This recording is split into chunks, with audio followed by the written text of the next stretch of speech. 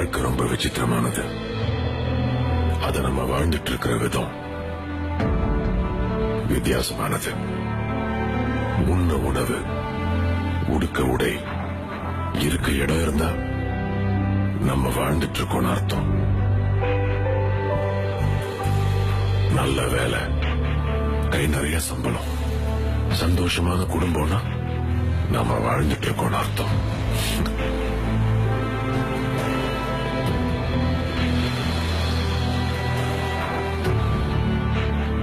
ஆனா அதுவே அவ்வளவு ஈஸியா எல்லாருக்கும் கிடைக்கிறது இல்ல. வாழறதே கஷ்டம்னா கடமையை எப்படி முடிக்கிறது, கனவை எப்படி அடையிறது, போட்டி எப்படி ஜெயிக்கிறது, லட்சியத்தை எப்படி சாதிக்கிறது?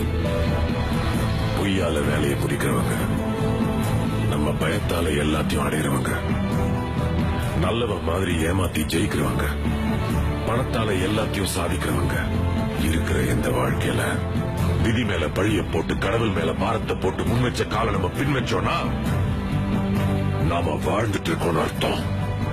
உன் வாழ்க்கை அவ்வளவுதான் இந்த உலகம் உங்ககிட்ட சொல்லும் போது உன் வாழ்க்கை உன் கையில தான் உங்க அறிவு சொல்றது உங்களுக்கு கேட்கலையா? உன் அளவுக்கு நீ ஆசைப்படுன்னு இந்த சமுதாயம் உங்களை அமுக்கும் போது தன்னம்பிக்கையோட போராடுன்னு உங்க மனசாட்சி சொல்றது உங்களுக்கு கேட்கலையா?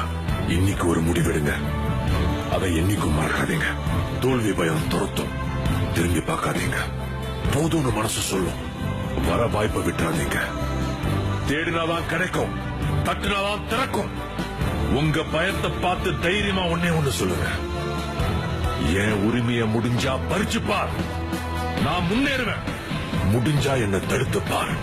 கண்ணுல நெருப்போட, களத்துல வெறியோட, உங்க அறிவையும் தன்னம்பிக்கையும் நம்பி உங்க லட்சியத்தை நோக்கி தைரியமா அடுத்த அடியை எடுத்து வச்சா நீங்க வாழ்ந்துட்டு இருக்கீங்கன்னு அர்த்தம்.